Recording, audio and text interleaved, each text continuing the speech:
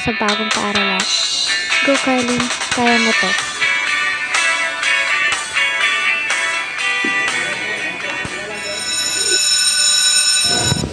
Magandang araw, Kepler. May bago kayong kaklase. Magandang umaga po sa inyong lahat.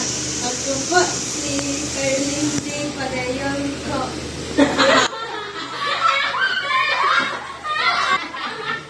Kepler, tama na. Sinong gustong sumagot sa unang tanong? Ako po.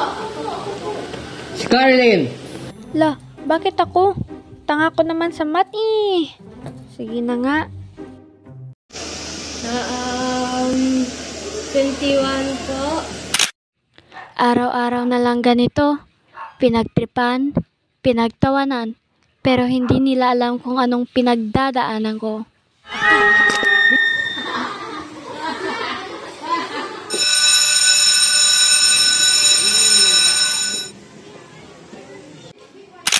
Siya si Carlin. Siya yung tipong kaklase na tahimik lang siya sa umpisa kahit di mo siya akitin. Siya naman si Ray, yung pinakamabait na kaklase. Siya naman si Jewel, yung pinakadamot na kaklase. Jewel, tengi chistik. No. Siya naman si Joey. Alam ko. Ba't panlalaki yung pangalan niya? Ano kayang iniisip ng mga magulang niya? Siya naman si JD, yung laging humihingi ng pera.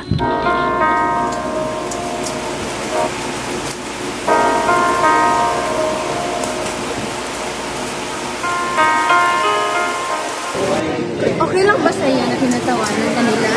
Hindi po. Ang sasakit ng mga sinasabi nila eh. Dito na ba yung bahay mo, Carlin? Opo. At saka salamat po, Reyna.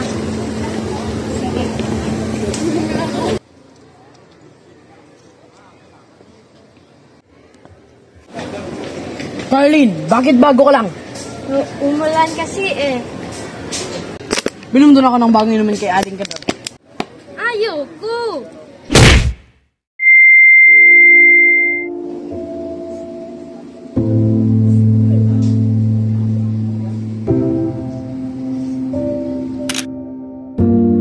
Lord, bigyan mo ko ng lakas ng loob na sasabihan yung mga kaklase ko na hindi maganda yung ginagawa nila. Amen. Guys, tingnan nyo. Ang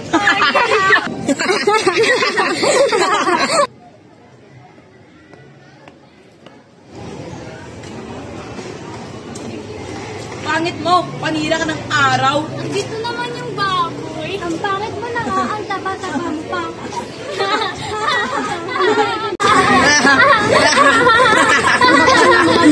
Hindi mo alam ang pinagdadaanan niya.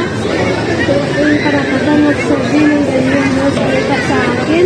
Bakit? Kasalanan ko ba na panganak ako sa ng ganitong mukha? Ang sakit naman eh. Pasensya na po, Carlin. Akala namin hindi masakit. Kaya, kung may problema ka, ipagdasal mo lang kay Diyos. Carlin! Mukha nyo, hindi nyo alam kung anong pinag-